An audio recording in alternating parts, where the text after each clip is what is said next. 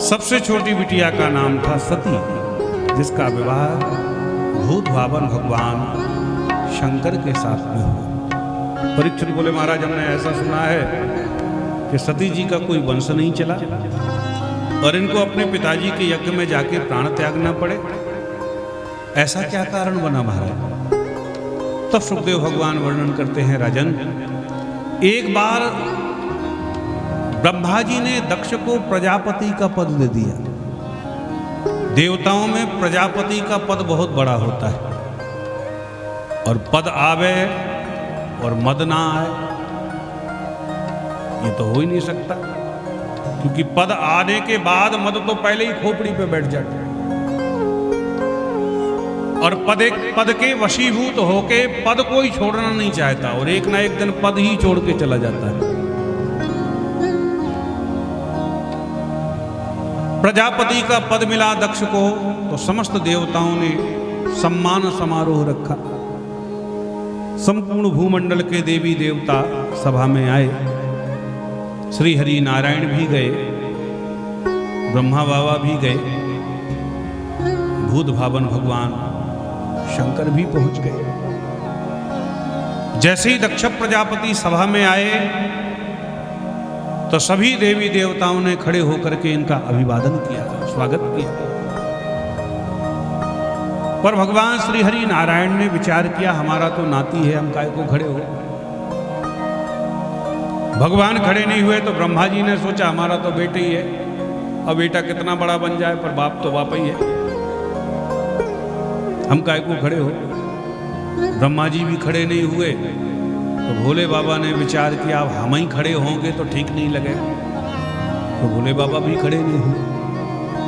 अच्छा एक बात बताएं, अभिमानी व्यक्ति के स्वागत में कितने लोग खड़े हैं वो कभी नहीं देखते, खड़ा कौन नहीं है उसको देखते हैं। इतने लोग हाथ जोड़े खड़े हैं, उनकी तरफ दक्षिणा नहीं देखते। दृष्टि पड़ी भगवान के ऊपर, नारायण के ऊपर, ये खड़े नहीं हुए, चलो कोई बात नहीं, हमारे दादाजी हैं। ब्रह्मा जी खड़े नहीं हुए, हमारे पिताजी हैं।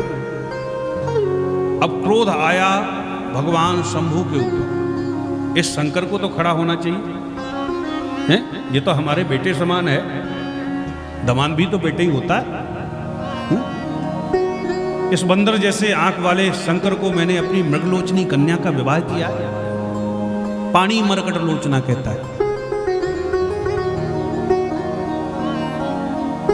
दक्ष प्रजापति तो सबसे पहले बोलना प्रारंभ कर दिए, सुनो सुनो भाई सभासदों, सावधान होकर सुनो, आज मैं जो कहूंगा सच कहूंगा, सच के सिवाय कुछ नहीं कहूंगा।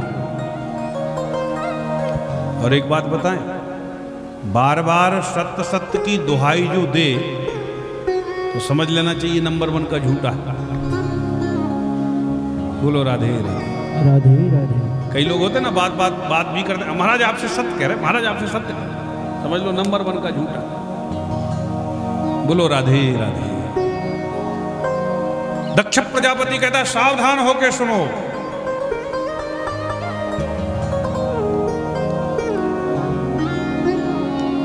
श्रूयतां ब्रह्म ऋषियो में सहदेवा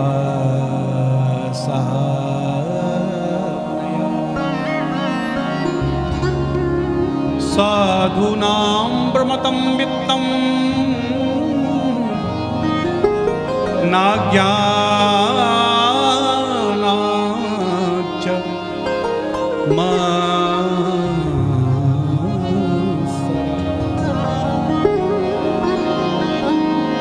नाज्ञाना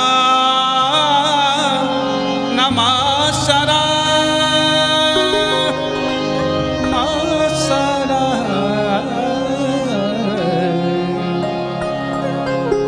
मसरा।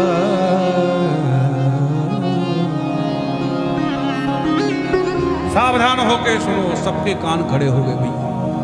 सभापति महोदय को तो सबसे बाद में बोलना चाहिए, ये आते ही बोलने लगे, इसका मतलब है कोई विशेष बात है।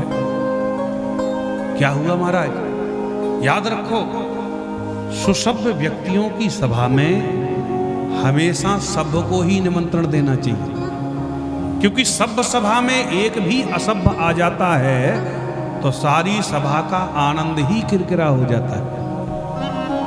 अब तो एक दूसरे को टुकुर टुकुर करके देखने लगे सबके, ये देवताओं की सभा में असभ्य कौन है भैया?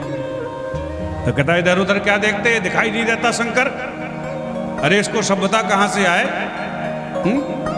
भूत प्रेतों के साथ में रहता है, मरघटवासी है, गर्मा गर्म चिता का तो पाउडर लगाता है, सांप बिच्छू ततैया का आभूषण पहनता है, कहां से सभ्यता आवे इसको? भोले बाबा को खूब गालियां देता चला गया। भोले बाबा चुपचाप बैठे सुन रहे हैं। दक्ष की गालियों को सुन के नंदीश्वर से नहीं रहा गया, क्योंकि हरिहर निंदा सुनाई जो काना, होए पाप गौ घात समान। अपने आराध्य भगवान और गुरु की निंदा हो रही हो तो सामर्थ्य है तो तत्क्षण जीभ निकाले, और ऐसा नहीं कर सकते हो तो कान में अंगुली देकर के भाग जाओ। नंदीश्वर हाथ जोड़ के बोले, सरकार आपके ससुर साहब कुछ ज्यादा ही बड़बड़ कर रहे, आप यदि कहो तो इनकी बोलती बंद कर दूं 1 मिनट में। भोले बाबा बोले, बिल्कुल नहीं भैया, ससुराल की गाली सबको खाना पड़ती। अंतर ये है कि सब शादी में गाली खाते, हम शादी के बाद में खा रहे। एक बोले ससुराली में गारी कैसी, दूसरे बोले गारी बिन ससुराली ही कैसी। बोलो राधे राधे राधे राधे। भोले बाबा का आदेश नहीं मिला तो बेचारे चुपचाप बैठ गए। अंत में दक्ष प्रजापति ने शाप ही दे दिया। मैं शाप देता हूं शंकर को कि आज के बाद कोई भी यज्ञ अनुष्ठान में इसको सम्मिलित नहीं करेगा। जो शाप दिया कि अब तो नंदीश्वर तमक के खड़े हो गए और बोले, हे दक्ष प्रजापति, मेरे भोले बाबा की सहनशीलता को तू कायरता समझता है क्या? मेरे भोलेनाथ कुछ नहीं बोलेंगे तो तेरे मन में जो आएगा सो बड़बड़ाया जाएगा क्या? जब मैं भी शाप देता हूं तू 1 घंटे से बड़बड़ कर रहा है, तुझे बकरे का मुंह लग जाए। तो दक्ष का भी पक्ष लेकर के कुछ ब्राह्मण देवता खड़े हो गए और बोले, नंदीश्वर, ससुर दमाद की लड़ाई में तुम काहे को बीच में खड़े हो गए भाई? जाओ, हम भी शाप देते हैं कि भोले बाबा के गण सब पाखंडी हो जाए। भोले बाबा के गण भी तमक के खड़े हो गए। हे बुढ़े बाबा भृगु जी, तुमने हमें शाप दिया, हम भी शाप देते हैं कि तुम्हारे जैसे ब्राह्मण सब चाटकार हो जाएं, सर्वभक्षी हो जाएं। सर्वभक्षादुजातय। अब तो एक दूसरे पर सापासापी चल रही है। एक सज्जन बोले, भैया ये सम्मान समारोह हो रहा है या शाप समारोह? भोले बाबा समझ गए, धीरे से पतली गली से निकले और कैलाश पर्वत पर समाधि लगा के बैठ गए। कालांतर में दक्ष प्रजापति ने अनेकों यज्ञ किए, पर किसी में भी भूत भावन भगवान शंभु को निमंत्रण नहीं दिया। आज कनखल में बृहस्पति समम नाम का यज्ञ किया, जिसमें संपूर्ण भूमंडल के समस्त देवी देवताओं को निमंत्रण दिया, और भोले बाबा को कोई चिट्ठी पत्री नहीं भेजी। सती जी 16 बहनें हैं। इनकी बड़ी बहनें सब कैलाश पर्वत से ही विमान में बैठ बैठ कर चली जा रही। विमानों की गड़गड़ाहट की आवाज सती के कान में पड़ी तो दौड़ी दौड़ी बाहर आई। इतने सारे विमान कहां जा रहे? सती ने देखा तो क्या देखा कि विमान में तो हमारी बहनें बैठती चली जा रही। इशारे में पूछा, बहन जी कहां जा रही? उन्होंने कहा, तुम्हें पता नहीं, अपने पिताजी ने बहुत बड़ा यज्ञ किया है, आप नहीं चलोगी? सती जी बोली, तुम चलो, मैं पीछे से आ रही। और इधर सती, भोले बाबा तो समाधि में बैठे थे, सती गई और भोलेनाथ के चरण दबाना प्रारंभ कर दिया। भोले बाबा की समाधि खुली, सती को चरण दबाते हुए देखा तो मुस्कुरा के बोले, देवी आज काय को इतने चरण दबाए जा रहे हैं? बोलो राधे राधे। क्योंकि जिस दिन ज्यादा चरण सेवा होने लगे उस दिन देवताओं को थोड़ा सावधान हो जाना चाहिए। बोलो राधे राधे। राधे राधे। सती जी हाथ जोड़ के कहती महाराज आपको पता नहीं है क्या? बोले कनखल में आपके ससुर साहब ने बहुत बड़े यज्ञ का आयोजन किया है। और सती जी के शब्दों पर ध्यान दें, आज ये नहीं कहती कि हमारे पिताजी ने आयोजन किया, आपके ससुर साहब। प्रजापतिस्ते स्वसुरस्य सांप्रतम निर्यापितो यज्ञमहो सबा निर्यापितो यज्ञ महो सबा। और आपको तो भोलेनाथ पता है हम 16 बहनें हैं, ऐसे ही बड़े बड़े यज्ञ अनुष्ठानों में तो मिलना जुलना होता है, चलो ना आप। भोले बाबा मुस्कुराए और बोले देवी तुम्हारे पिताजी ने तो हमें निमंत्रण ही नहीं दिया है, तो हम काय को जावे बगैर बुलाए।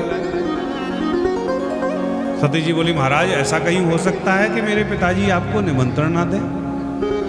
उन्होंने निमंत्रण तो अवश्य दिया होगा, पर हो सकता है किसी भूत प्रेत के हाथ में पड़ गया हो, उसने फाड़ के फेंक दिया हो।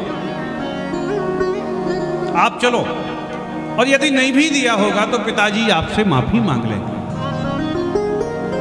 तब भोले बाबा ने उस दिन की घटना आज अपनी अर्धांगिनी सती को बताई।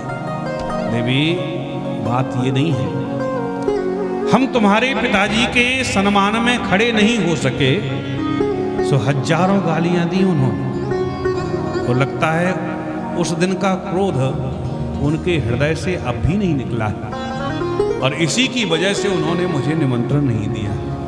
देवी कदाचित कोई बाण मार दे तो बाण के द्वारा जो शरीर में घाव होते हैं वो औषधियों के द्वारा समय पाकर के समाप्त हो जाते हैं, पर वाणी के द्वारा हृदय में जो हृदयगत घाव होते हैं वो दिवानिशं तप्यति मर्मताड़ितः, दिन और रात मरने से भी ज्यादा पीड़ा पहुंचाते हैं। पर वो वाणी के बाणों के द्वारा जो हृदय में घाव होते हैं कभी समाप्त नहीं होते हैं। बोलो राधे राधे। राधे राधे। इसलिए देवी हम नहीं जाएंगे। भोले बाबा ने मना कर दिया तो अब तो सती बहुत क्रोधित हो गई,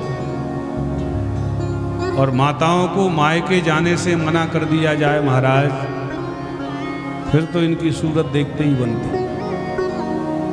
अब तो ऐसे लाल लाल आंखों से देख रही हैं सती महारानी भोले बाबा को, मानो जला करके आज भस्म ही कर देंगे।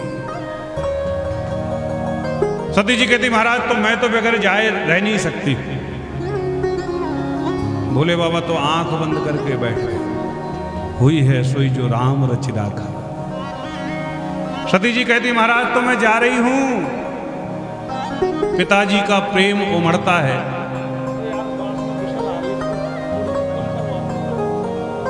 बोलो राधे राधे। राधे राधे। पिताजी का प्रेम उमड़ता है तो सती जी चल देती हैं। थोड़े से बाहर जाती, मन में विचार आता है 2-4 दिन तक पिताजी के यहाँ रह लेंगी, तो जीवन भर तो इन्हीं के साथ में रहना। सोई लौट आती। सती जैसे ही जाती है कि भोले बाबा आंख बंद कर लेते हैं, और जैसे ही लौट के सती जब जाती हैं तो भोले बाबा देखने लगते क्या सचमुच चलेंगी, और जैसे ही लौटती हैं कि फिर आंख बंद करके बैठ जाते। श्री सुखदेव भगवान कहते हैं परीक्षित आज ऐसे लगता है जैसे कैलाश पर्वत पर एक साथ 2 सती प्रकट हो गई, निष्क्रामती निर्मससी उदास। और अब की बार पिताजी का प्रेम उमड़ा और सती चल ही दी। भोले बाबा ने नेत्र खोल के देखा, सचमुच चली गई। तुरंत अपने गणों को आदेश दिया जाओ ससम्मान भेज करके आओ। चारों तरफ से भोले बाबा के गणों ने घेर लिया। माता जी हम भी चलेंगे आपके साथ। सती जी पहुंची दक्ष के यज्ञ में।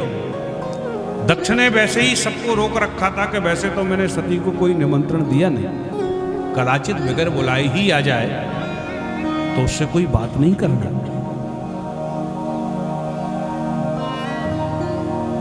चारों तरफ से सती की बहनें मिल रही हैं व्यंग मारते हुए। कोई भी बात नहीं करता सती जी से। तब चित चढ़े जो शंकर कह। अब सती जी का माथा घूमा। भोलेनाथ ठीक ही कह रहे थे, बगैर बुलाए जाने पर कहीं सम्मान नहीं होता। बहनें मिलती हैं तो व्यंग के बाण चलाते, अरे आओ आओ सती बहना, हम तो कब से तुम्हारी प्रतीक्षा कर रहे थे कि मेरी बहन सती नहीं आई। मुझे तो यहां आने के बाद पता चला पिताजी ने आपको निमंत्रण नहीं दिया। ये भी कह देती तुम बगैर बुलाए आई। और बताओ घर में सब कुशलता तो है कि नहीं? कहीं घर बनाया है कि मरघटा में ही रहती हो? और बताओ जीजा जी कपड़े अपड़े पहनने लगे कि नंगे धड़ंगे ही घूमते? बोलो राधे राधे राधे राधे। सती जी ने मन में विचार किया, मायका तो मां से होता है, चलो अपनी मां से तो मिल ले। अपनी मां प्रसूति से मिलने के लिए सती गई और वास्तव में सती के ना आने का हृदय से किसी को कष्ट था तो वो इनकी मां प्रसूति को था। अपनी बिटिया सती को आता देखा तो तुरंत हृदय से लगा लिया। आओ बेटा सती। सादर भले मिली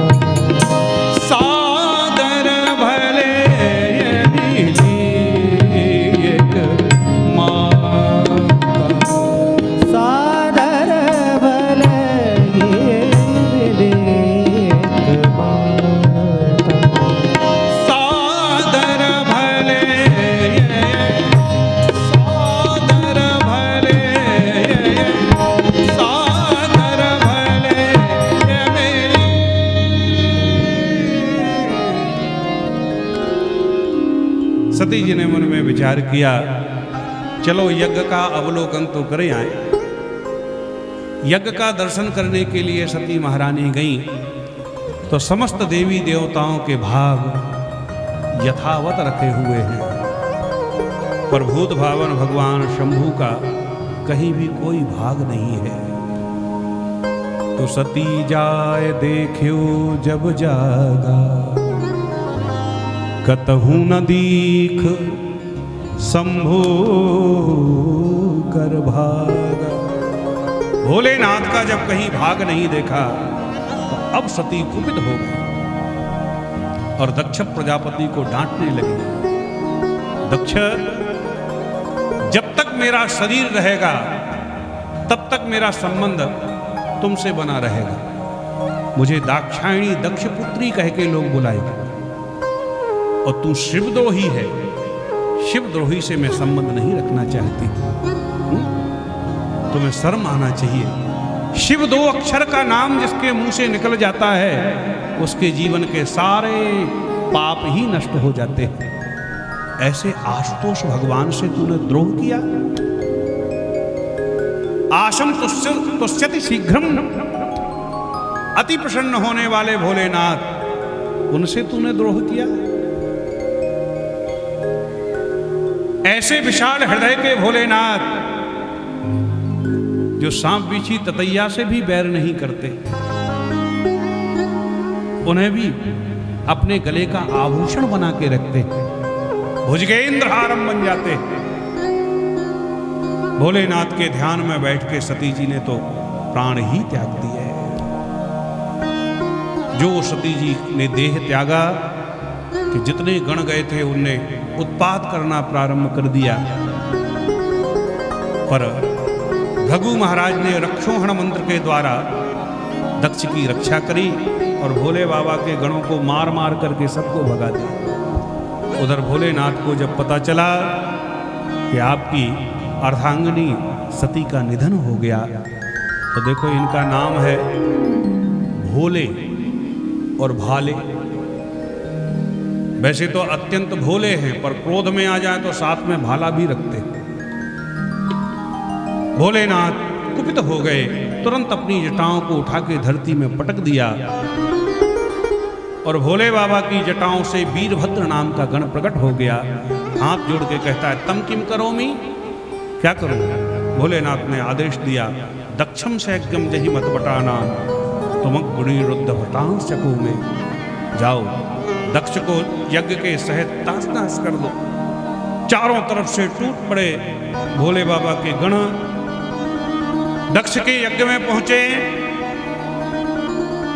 जो पिटे थे वो भी सम्मिलित हो गए। पहुंचे, बोले महाराज ये भग देवता है ना, जब हम पिट रहे थे तो आंखें मटका मटका करके हमें चिढ़ा रहे थे। 2 अंगुली डाल के दोनों आंखें ही बाहर निकाली। ये पूषा देवता है महाराज, ही करके बत्ती दिखा के हमें हमारा मजाक उड़ा रहे थे। एक मुक्का मारा तो बत्ती सी बाहर आ गई। ये भृगु जी है महाराज, ये दाढ़ी पर हाथ घुमा घुमा करके हमको खूब चिढ़ा रहे थे। वीरभद्र ने दाढ़ी में पकड़ के एक झटका मारा तो दाढ़ी ही हाथ में आई। और अंत में दक्ष प्रजापति को पकड़ के जकड़ के मुंडी मरोड़ के यज्ञशाला में स्वाहा, सारे यज्ञ को तहस नहस कर दिया। कुछ भूत प्रेत गण भंडार गृह में घुस गए तो रायते के कुंड में हर हर महादेव करके स्नान करने लगे। कोई यज्ञशाला की बल्लियों को उखाड़ उखाड़ करके पटकने लगे। सारे यज्ञ को तहस नहस करके लौट के आए। और इधर जितने ब्राह्मण देवता देवी देवता दक्ष के यज्ञ में गए थे वो पिटे पिटाए ब्रह्मा जी के पास में गए। ब्रह्मा बाबा गजब हो गया। ब्रह्मा जी बोले क्या हुआ? बोले दक्ष के यज्ञ में भाग लेने के लिए गए थे, तो भाग तो कुछ नहीं मिला, शरीर का ही भाग चला गया। ब्रह्मा जी बोले काय को गए थे? जब जिसमें श्री हरि नारायण नहीं गए थे, मैं नहीं गया था, भूत भावन भगवान शंभू नहीं गए थे, तुम काय को गए? देवता बोले महाराज अब खाई सो खाई, आगे खाएं तो राम दुहाई, अब तो कुछ करो। बोले चलो भोलेनाथ के पास। ब्रह्मा जी सभी को भोलेनाथ के पास में ले गए। भोले बाबा बट वृक्ष की छांव में बैठे थे। जैसे ही ब्रह्मा जी को आता देखा तो खड़े होके ब्रह्मा जी के चरणों में प्रणाम किया, क्योंकि रिश्ते में ब्रह्मा जी भोलेनाथ के पिताजी लगते हैं। और ब्रह्मा जी ने सभी को इशारा दिया चले आओ, भोले बाबा का माथा ठंडा है। सारे देवता आए और भोले बाबा के चरणों में प्रणाम करके प्रार्थना करने लगे। आप भी कर लीजिएगा।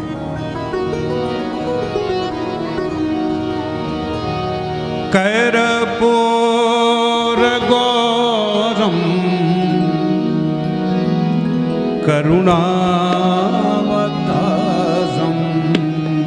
कर्पूर गौरम करुणावतारम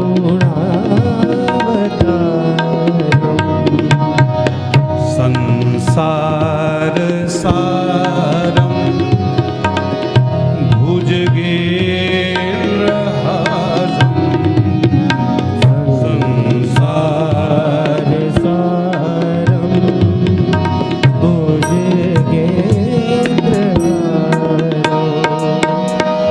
सदा बसंतम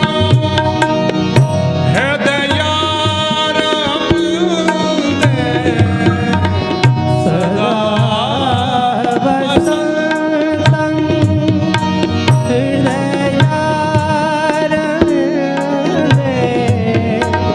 भवम भवानी सह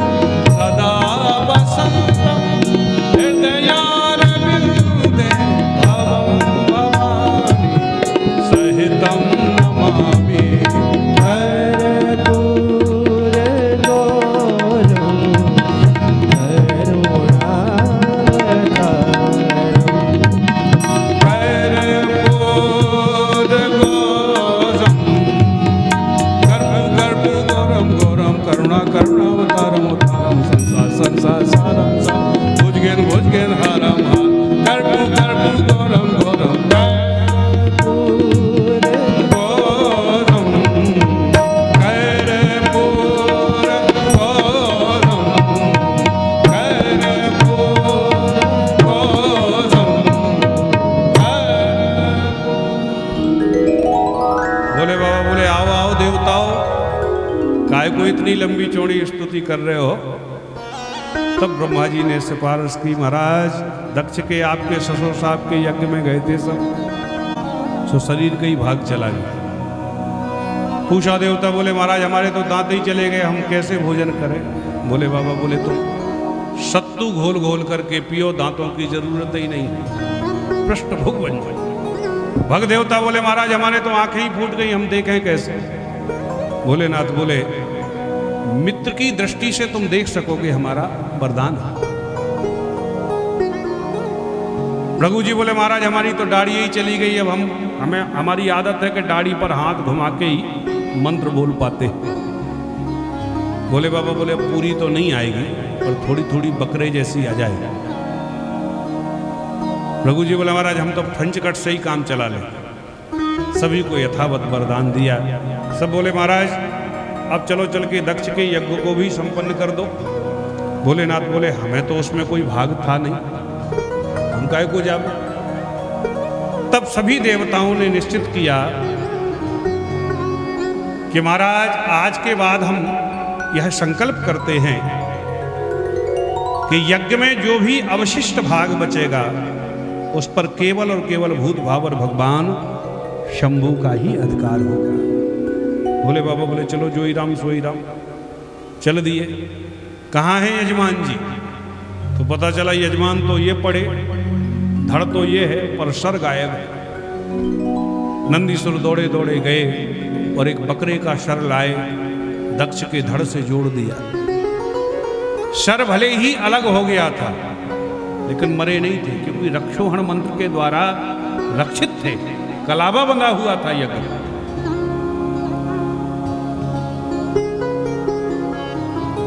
बकरे का सर जोड़ दिया। दक्ष प्रजापति तो बड़ी सुंदर स्तुति करने लगे।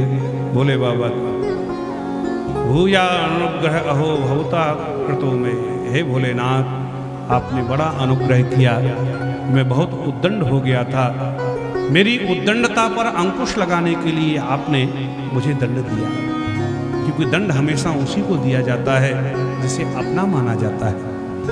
एक ग्वाला जंगल में गौ माता को चराने के लिए जाता है, तो यदि वनराज सिंह भी उसकी गाय पर आक्रमण करे तो अपने प्राणों की बाजी लगा के गौ माता की रक्षा करता है, पर कभी कभी क्रोध में आके 2-4 डंडे भी जमा देता है, क्योंकि उससे प्यार करता है। बोलो राधे राधे राधे राधे। कालांतर में